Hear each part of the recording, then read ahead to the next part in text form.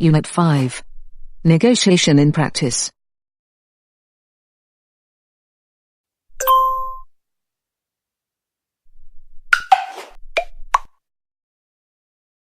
This unit is designed to introduce the negotiation techniques and their main features to the learners. After acquiring knowledge from this unit, learners will be qualified to use essential negotiation techniques. Introduction. The preparation and negotiation techniques play a very important role in the complex negotiation process.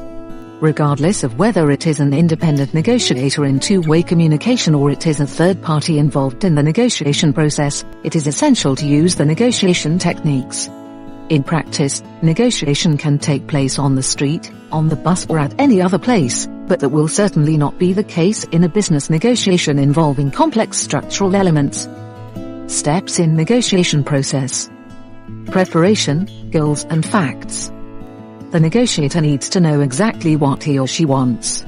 In accordance with his wishes and needs, he should set the highest and lowest goal and stick to them. This helps in preparing the strategy that would keep him within the given framework during the negotiations.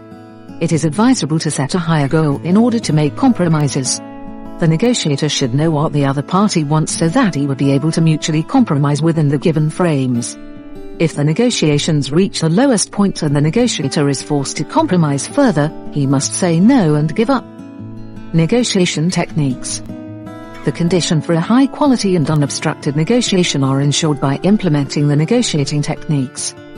The space for negotiation. Psychic space. A reasonable space between the negotiator and the interlocutor should secure a decent distance.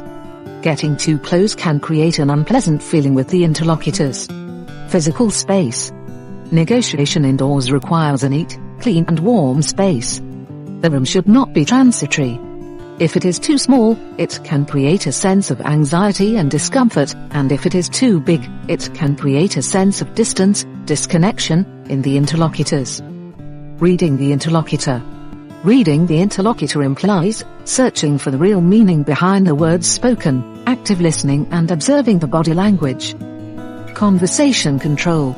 Voice control. Behavior of the other party in the negotiations will affect the voice of the negotiator. The voice reveals real emotions, uneasiness, fear, indecision, premature joy, etc. One should listen to their own voice and try to control it. Thoughts and voice should stay in harmony. Proper use of the voice leads to more successful negotiations. Speech control. Speech needs to be understandable and appealing. It is important to emphasize the key words. The vocabulary should also be adjusted to the interlocutor. It is better to avoid redundant words from speech and take into account the dynamics, speech speed and pauses. Notes and conclusions. In most cases, it is necessary to keep notes while negotiating instead of trying to recall the details later. Compared to the speed of speech and thoughts, the notes are slower. That is why both negotiating parties should check them from time to time. The written conclusions made during the conversation confirm the safety of the facts agreed. The written word is a good tool for attracting attention and creating the thinking image of the interlocutor. Neutrality. As agreements in the negotiations are progressively established, they must be confirmed by neutral remarks. This is good. We will come back to this later, etc. The conversation should be focused on the terms and conditions of the negotiation. Variability. Everything is variable, including the interlocutor's fixed condition. The negotiator should neither give up nor immediately accept the new condition. Instead, he can buy time by writing notes, phoning, delaying. This time can be used for coming up with new elements, preparing to ask additional questions, etc. Preparation of conclusion. The largest part in the final phase of the negotiations is the preparation of a conclusion. If both parties met their interests, the negotiation was successful and is likely to repeat in future. The conclusion point will be reached only if both parties benefited from the negotiation. Developing trust. If the negotiator feels important, relaxed and satisfied, if he is convinced that he is trustworthy, competent, well-organized and efficient, he will also be able to convince the interlocutor. The negotiator must not be mysterious, should not leave the interlocutor in suspense, create tension, discomfort, anxiety, addiction, fear, stress, and must not encourage aggressiveness. A good negotiator is familiar with different psychological types, so he attends negotiations relaxed, free of all other thoughts or prejudices. He knows the subject of negotiation inside out, he is well prepared and knows the facts, he is skillful in expressing his opinion, successfully recognizes the opinion of the interlocutor and thereby successfully concludes the negotiation. A successful negotiator does not leave leadership to the other side and is highly confident. Negotiation is a complex process in which knowing the interlocutor's personality, preparation, communication and negotiation techniques are of equal importance. The negotiator's behavior must be acceptable to the interlocutor.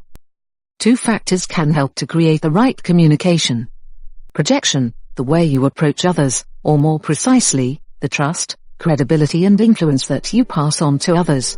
Understanding, the ability to understand the opinion of the interlocutor so that he can also see that you are trying to understand them. Petr S. 2001, Pregovarajt vragami zadrazite krila, osnovas jesnog pregovaranja. Rijeka, Andromeda.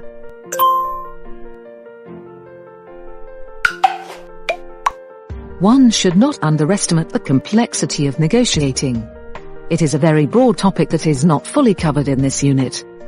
There are a lot of tactical methods, psychological attack, the impute of possibly misleading information, high demands, misrepresentation of the main goal, fictitious negotiations, changing subjects, pressure and many others. There are some critical moments that occur in the negotiation process: threats and blackmail, lack of interlocutor's interest, deadlocks, limited time, etc. Negotiation is the trading of concessions.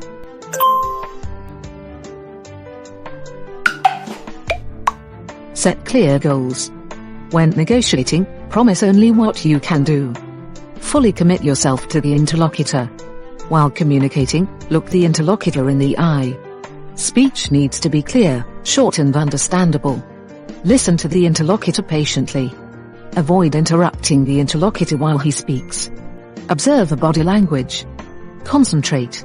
Be flexible, ready to adjust, and keep in mind your lowest goal. Analyze the situation from the perspective of the interlocutor. Pay attention to areas of common interest. Control your emotions. Do not underestimate the interlocutor. Avoid conflicts. Carefully state the disagreement. Compromise progressively. Be open, but not without defense. Stand up for your goals. Be professional. Your face and your voice are your main tools. Negotiation is based on communication. Apply active listening skills in the negotiation process. See Units 8.1 and 8.2.